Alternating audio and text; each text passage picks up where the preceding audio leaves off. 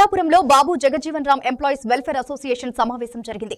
పేద విద్యార్థులు, వృద్ధులకు అండగా నిలవడమే తమ ప్రధాన లక్ష్యమని అసోసియేషన్ అధ్యక్షులు శ్రీరాములు తెలిపారు.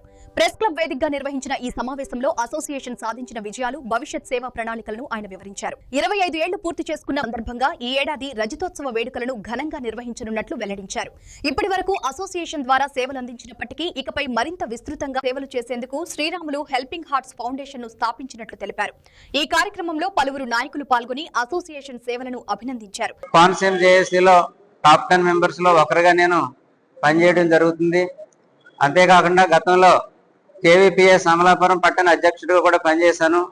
ఈ విధంగా అనేక దళిత కార్యక్రమాల్లోనూ మా సంఘ కార్యక్రమాల్లోనూ పాల్గొంటూ అటు సంఘానికి సమాజానికి మరి సేవ చేయడం జరుగుతుంది. ఈ మధ్యకాలంలో నేను ఎల్ఐసిలో అడ్మినిస్ట్రేటివ్ ఆఫీసర్గా పనిచేసి రిటైర్ అయ్యాను. ఇక మీదట ఫుల్ ఫ్లెడ్జ్డ్గా సమాజ సేవలో సేవా కార్యక్రమాలు చేయాలని చెప్పి ఆలోచించి మడికి శ్రీరాములు హెల్పింగ్ హార్ట్స్ ఫౌండేషన్ స్థాపించడం జరిగింది.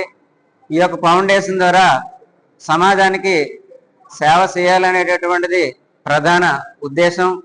పూర్ పీపుల్కి ఫుడ్, ఎసెన్షియల్స్ సహాయం చేయాలని, స్కూల్ పిల్లలకి స్కూల్ బ్యాగ్స్, బుక్స్, స్టేషనరీ ఇటువంటివి హెల్ప్ చేయాలని, అదేవిధంగా వృద్ధులకి, ఆర్ఫాన్స్కి కూడా హెల్ప్ చేయాలని, అదేవిధంగా ఇంకా ఆయా సందర్భాల్లో ఆపదలో ఉన్నటువంటి వారందరికీ కూడా సహాయం చేయాలనేటువంటి ఉద్దేశంతో ఈ యొక్క ఫౌండేషన్ స్థాపించడం జరిగింది.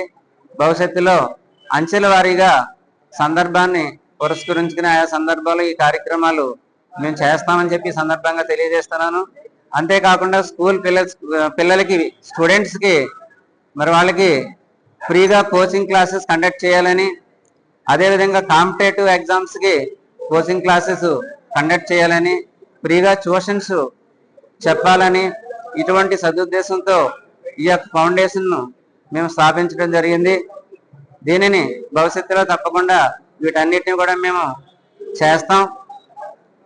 మరి ఈ విషయాన్ని మీ ద్వారా సమాజానికి తెలియజేయాలని చెప్పి సందర్భంగా కోరుతూ నా మాటలు ముగిస్తున్నాను.